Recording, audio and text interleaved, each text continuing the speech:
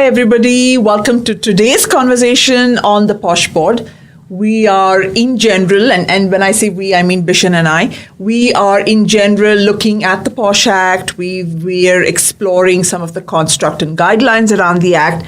And Bishen, the questions I'd like to ask you today really focus on the concept of anonymity within the Act, right? So as an external member, something that I get asked a lot, why does the complainant have to identify herself? We know she has to submit her complaint in writing. Any circumstances in which she can stay anonymous? Fair question. And just for the viewers who are joining for the first time, the background here is Laxmi sits on a lot of ICs. So Laxmi has real life experience in dealing with many of these matters. I am a lawyer, so I often advise clients on the technical side of this. So together we hope to address this question for you about whether complaints can be anonymous or not. Yeah, so Laxmi, on anonymity of complaints, now the language in the law leaves a little bit of ambiguity, right? Because the law says the complaint has to be written. The law says the complaint has to be by an aggrieved woman, right? Both of those factors can actually still be satisfied and the complaint be anonymous. It can be by an aggrieved woman and be in writing but anonymous, right? So the law doesn't really say it should not be anonymous. But the law on this is quite settled. Cases have addressed this question in multiple decisions, one of them being Manjeet Singh. And the position is quite clear that the complaint cannot be anonymous, right? And there is good reason for why the complaint cannot be anonymous. It intends to protect not only the respondent but also the accused. Because for a respondent to be able to answer a complaint, to address an allegation, he needs to have, and I say he because the law currently protects women, it can also be a woman harassing a woman, right? So the respondent needs to be able to have enough information to rebut the allegations. Where did the harassment happen? Whom did he harass? When did he harass? It's important so that otherwise the respondent is left without having a fair chance to respond. So that's point one. Two, from the side of the victim herself. Now, if you allow anonymous complaints to happen, you open the door for complaints to come from third persons on behalf of a victim. And the victim may not want to be part of that complaint process for whatever reason. You cannot decide for the victim that you now need to be part of a sexual harassment proceeding. They may have many reasons why they don't want to be. One, because they don't perceive it to be harassment, possibly. Two, because they have a relationship with the individual. Three, because they may be from a background where it's not looked well upon in their social circles. Whatever that reason is, we are no one to judge what those reasons are. So by allowing anonymous complaints, you open the door for situations where a complaint may go which a woman does not want. So those are some of the reasons for why anonymous complaints aren't allowed. Laxmi, have you seen this happen in your experience? Well, I actually want to bring the flip to that, where primarily international organizations, larger organizations, talk also about other policies that they have. Like, for example, they have a bystander policy, or they have, an anonymous tips. A whistleblower, a hotline, a whistleblower policy. And there's a little bit of questioning, I'm not going to say concern, but a little bit of questioning in terms of, exactly to your point, isn't it better to allow anonymous complaints? Because then from a workplace culture perspective, challenges get floated up. When we are talking, especially in India, when we're asking a woman, I want you to tell me exactly who you are, what was the problem you faced, and hey, welcome into this room where there are going to be 4 people who are going to be asking you questions about your experience, right? So there seems to be kind of a little bit of some kind of questioning around the understanding of that. Yes, the anonymity is, rather I should say the self-identification is important.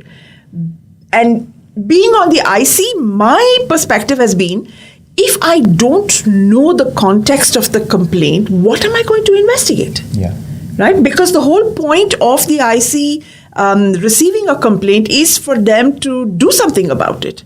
But if I don't know who's complaining, I don't know about whom the complaint is. And I'm just given, in general, something happened in our team outing last month. I don't know which team, which outing, who exactly. So I just feel it defeats the purpose of the investigation. It is a challenge, though. Okay, so we discussed the complaint having to come from an identified person, but I'm sure as a member on the IC, you're also dealing with, even where the complaint comes from an identified person, you're dealing with witnesses who say, no, but I don't want to be named, right? For whatever reason. I'm scared, or my people may lash out at me based on the witnesses' statements I'm giving, etc. What has been your reaction to that? How do you deal with that? That has been huge. That has been actually even more, right? Where two types of witnesses or two types of situations. Complainant says such and such person has witnessed this situation. IC says, hey, let's have a conversation with that person. But that person does not want to go on record. Absolutely no is a no. And that's something that it's more in terms of an educational thing with the witness to say that, look, it's important for you to tell us whatever it is. And just because you're coming as a witness or you've been named as a witness by the complainant, it does not automatically mean that you have a preset story to tell. Tell us whatever is your take or your perspective or what you've experienced. So that's kind of like a slightly long drawn out process, right? And then interestingly, we've also had situations where a witness, exactly to your point, witness says, hey, I am directly reporting into the respondent. He's my manager. So while I know that, I know something about the situation, and I'm willing to tell you, the IC, about it, but I don't want my manager to know that I'm the one who has told you. Right. So can you, can you accept me coming in and talking to you without telling anybody that it was me? Yeah. Right. So which then leads to a completely different kind of conversation. So the answer is that you cannot disregard that evidence, right? If you have a witness who's saying that he or she saw whatever they saw, you can't disregard that evidence, but if the witness is not willing to be identified, there is naturally going to be a question of how much weight you can give that evidence, right? Now, let's take one step back. What is the obligation under the law with respect to witness anonymity? One, the law is very clear that to a third party, to an outsider, the IC cannot disclose the identity of the witness, right? So I think ICs should also give that comfort to a witness that we have an obligation, a legal obligation not to disclose your identity. That's step one. That may not be enough for a witness. A witness may still be concerned about their identity being disclosed to parties to the complaint, who is the respondent. Like in your example, they are worried that there will be, lash out from that individual. Now, how do we deal with that? Now, answer is, if the witness is not willing to disclose the identity, there is naturally an issue with how well the respondent will be able to rebut the testimony of the witness. And there are judicial precedents to say that as part of an investigation process, which follows the principles of natural justice is the phrase, which includes giving the respondent an opportunity to cross-examine the witness, right? So that the respondent is able to say that no, the comments of the witness, the testimony of the witness is not false because of the questions I've just posed and I've rebutted that. Now, if that opportunity is not there, naturally the full weight cannot be given to the evidence being provided by the witness. But evidence can be of various forms, and this need not be the one piece of evidence on which the entire matter shifts. Right? If you have other pieces of evidence, the evidence provided by the witness could corroborate that. Right? For example, if the respondent has been able to question two other witnesses who have not objected to being disclosed, and the effects of that cross-examination are that the witness was telling the truth, and this third person who is saying the same thing has not been cross-examined, there is a good chance that she or he is also saying the truth, and therefore we can give weight to that evidence as well. So it's possible to give weight to it, but to a lesser extent, and I think that's the law around it. That's interesting. So I'm going to actually share with you a specific situation, right? So team outing, annual day function, whatever it is, but the incident happens in a resort, not at the specific workplace. We know the Act very clearly says when it is part of the official listing, then any sexual harassment that occurs in a situation like this in the team outing can be regarded as an extended workplace. So we've got that kind of settled, right? What happened in that particular situation was that because it's a resort, this young woman has gone to the ladies' restroom. She says that the respondent whom she has named followed her. Right, and then went on to share some details about that particular experience of hers. Now, we did have a couple of other women who were inside the restroom when the complainant came in, and clearly distraught and everything else. So we do have some. I'm using the term eyewitness, but people who saw that. We also had this other person, exactly like I said, who was reporting into the respondent, and who said, I saw him leave the dance floor, where all of us were. It was roughly around this particular time. And I noticed that, I can't say that he was following the complainant, but I did notice that the complainant was, going a little ahead and he was behind her. So when when all of us in the IC were listening to this, again, there is this whole this challenge of from a gut feel perspective, we did genuinely believe what this person was saying. And then there was this, exactly to your point, is it fair for us to accept what this person is saying when they have very, very clearly and categorically said, don't bring my name into it, right? So then what we were discussing is, can we share this information with the respondent by redacting the witness's name, by saying that somebody came to us, because telling us in the IC was an official thing, right? The witness did come and did depose and did formally share this information. Leave my name out of it. So is that an option that we could have maybe explored? You could do it, but I'll tell you why it's not adequate, right? Imagine this person, Rama, is the one saying that I saw Rahul following Anamika, okay? Now, if you had told Rahul that Rama at 7:30 said that she saw you following Anamika, Rahul may have been able to tell Rama, but at 7:30 I saw you and Rishabh, who was standing at the bar at 7:30, and just ask Rishabh. He'll tell you that she was there. She couldn't have seen this. Right? Now, you haven't given Rahul the benefit of Rama's name. And even though Rama may have been at the bar with Rishabh, Rahul is not able to rebut that. Right? Therefore, it's not adequate. That's why I said you cannot rely purely on that evidence. But let's say in this situation, apart from Rama, there was also a Rashmi who saw this happen. Right? And Rashmi is willing to come forward. And Rahul is asking her questions and not able to de-establish the fact that he followed Anamika, right? In this case, you could possibly also give some weight to the evidence given by Rama. But Rama's evidence alone, I would not say would stand the test before a court in case it is challenged.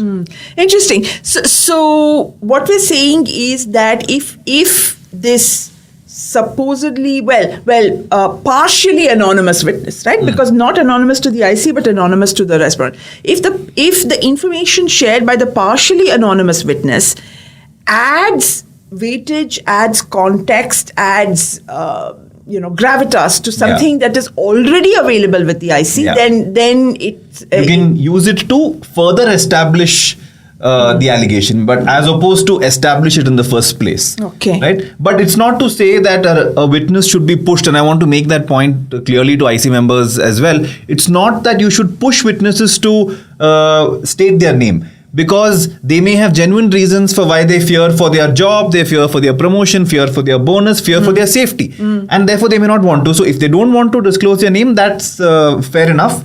But the IC will naturally have to weigh the quality of that evidence accordingly. And from the IC's perspective, again, there is that internal challenge, right? Complainant has come to me and told me, the IC, what the situation is. There are 3 people who are I'm using the term in lay English, not in legal English, but basically corroborating what the complainant is saying about how the situation played out. But none of them are willing to acknowledge their identity as a witness. What if witness says, or even complainant, what if either witness or complainant says that, hey, I see, I'm fine. I will tell you who I am and this is what I saw. But when the cross-examination happens, which is obviously, again, part of the principles of national justice, I don't want to be in the room with him. Yeah. I don't want to look at him when this is happening. Perfectly fine, right? And there is case law on this point as well. You don't have to force the victim to confront her perpetrator, right? That's not a requirement under the law. The requirement is to give the respondent an opportunity to cross-examine. And there are multiple ways of cross-examining without them being in the presence of each other. Sure, you may lose a little bit of the benefit of being able to gauge body language and facial expressions and that instantaneous reaction. But you have to trade that off against the comfort of the victim, as well as the safety of the victim, and giving the respondent the right to cross-examine. So you can do this by, say, through the IC being the mediator, where IC receives questions from the respondent, poses that to the witness or the complainant, and receives the answers, passes them along. And vice versa, right? You can also do this through, sometimes complainant and the witness may not want to confront the respondent, but may be okay with being on a call. Right? Without being in the same room or without being on a video call, they may be fine with being on an audio call with the respondent. That's an option that you can consider as well. So there are ways in which it can be done, virtually, physically as well. So from an IC's perspective, and now I'm wearing my Excel member hat, right? Two challenges to that. One is this post office business, right? I mean, you give me a question, this is your answer and stuff like that. It takes a lot of time.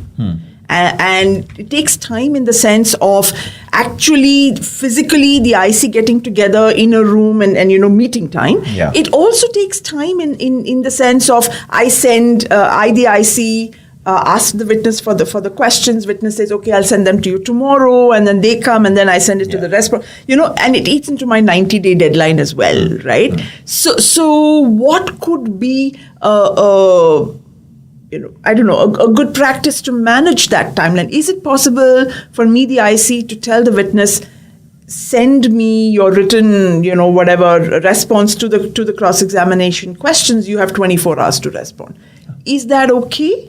Absolutely. So there is no legally stipulated timelines in which respondents and witnesses or complainants have to provide questions, provide answers, right? It doesn't exist. So we have to just, in this situation, follow the principles of reasonableness, literally is all it is, and fairness, right? If you tell the witness that you need to respond in 2 hours and this is challenged before court, eventually the court will probably say that you didn't give the individual enough time to reasonably respond to such complex allegations, right?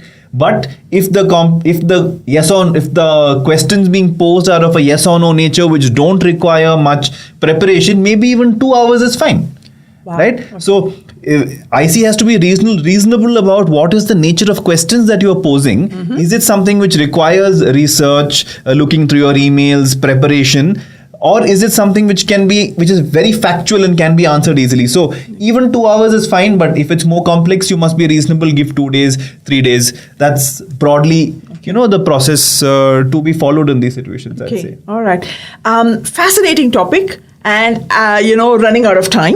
But there's one specific question that I'm going to ask you. But that's really around, again, the law saying that as a complainant, I cannot bring my lawyer into the proceedings, right? But if we're doing audio call, we're doing a digital call. Let's talk a little bit more about that, when we meet again. But good to know, good to understand about the difference between anonymity and proximity, that you can stay, maybe even in 2 different meeting rooms, right? I mean, as long as that separation and that comfort level is there. Bishen, I can go on forever. If we go back and ask organizations, so what do you think? Any questions that you have? I know that there will be several of them, but thank you for your time. Really Before we sign off, though, I do want to address one little point which I think companies and employers will want to know about whether they can have a separate policy for anonymous complaints. Right? So while we discussed everything about whether complaints can be anonymous or not, and we said you don't have to take it up, can you anyway have a process to deal with anonymous complaints? Right? And the answer is yes. Nothing stops you. Right? And I would recommend that you in fact have those policies. Nice. Because so that it informally you become aware of incidents in your workplace, you may follow your other disciplinary processes to deal with them, because you will have disciplinary processes to deal with employee misconduct, which can be theft, bad behavior, bad language, insubordination, whatever it is. For those kind of misconducts, you have a separate process. Follow that process for anonymous complaints as well if you are able to. And if the anonymous complaint is quite clear on who the accused is and what they have done, go ahead and give them an informal warning, not a formal warning, because that's a sanction as well. Go ahead and have a conversation with them. Say, we have come to know about this. We don't know if it's true or not, but it's come to our notice. If it's true, I mean, consider this to be like an informal warning. But it cannot be formal because that's a sanction as well. So, I mean, there are steps that an employer can take and have processes in place to deal with anonymous complaints, as opposed to just saying, oh, it's anonymous, we don't, bother with this at all, and just brush it aside. And then 1 week later, something happens and you realize, oh, if I had taken that complaint into account and done something about it, maybe I could have prevented something in the future. So, I mean, I would urge employers to, not completely disregard anonymous complaints. You really hit at the heart of the Me Too movement, right? I mean, it's so interesting because what research is telling us, what the women under the Me Too, tag are telling us is that, look, if you had dealt with my complaint in a timely manner, I wouldn't need to go, ballistic like this. So once again, thank you. And hey, listeners, if you've liked what you've heard and you want to hear more, you know exactly where to find us. Come back and look for us. We'd love to hear from you. Like, subscribe as always. And questions, comments, we're definitely interested. Thank you. Thank you. Bye-bye.